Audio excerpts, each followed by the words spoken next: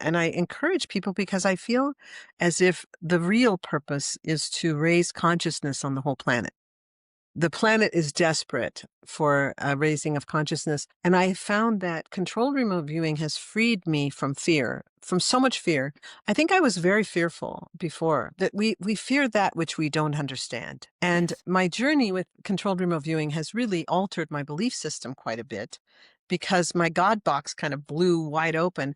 Before I got into controlled remote viewing as a missionary, we didn't ever even talk about UFOs or ETs or things like that. Those weren't even part of my whole thing.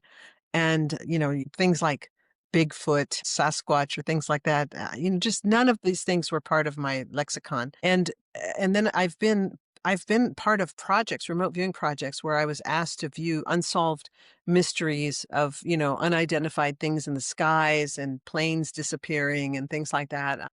I've helped with kidnapping cases and archaeological cases. There was an archaeologist who asked us to help because he had been exploring a 200 square mile area of ocean for 40 years, 40 years, because he believed that there was artifacts that could be found on the floor of the ocean because that area of ocean had been covered with water for 18,000 years. But prior to those 18,000 years, he believed it was a civilization lived there, and he was trying to find these artifacts.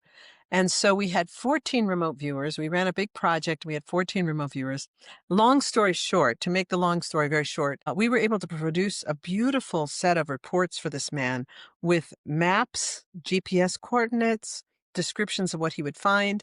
He took boats and divers, went to those GPS coordinates, and found the artifacts he had spent 40 years looking for. He found walls, he found archways, he found inscriptions, and so many things. Wow, that is so beautiful. I just want people to wake up. It's like, of course, like now it's not even it's declassified, as you said. It's not even a secret anymore. I have some ideas why people in power keep these things a secret, and I have my own, theories there. But everybody can do this, right? Laurie, can you give people Anybody can hope do it. there?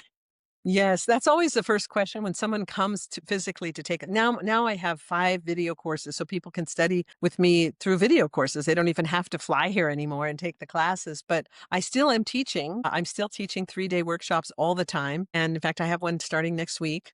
And the thing, though, that people always ask is, can anyone do this? And when I say yes, anyone can learn it, then you can just hear them thinking, watch, I'll be the first one who can't. Just watch, I'll be her first student that can't do it. And of course Yeah. they can. They can. Yeah, I love also how you talked about fear, because I think on this spiritual journey and on journey in life in general, I think fear is just the one thing that, I believe there's only two energies. It's love or fear, and everything kind of fits into either one of those two energies, is what I like to say. And from my own experience, fear is, as you said, something, what you don't we fear what we don't understand. And I feel like understanding also leads to loving. If I truly understand something, a part of myself, a part of someone else, I can truly love them or myself more.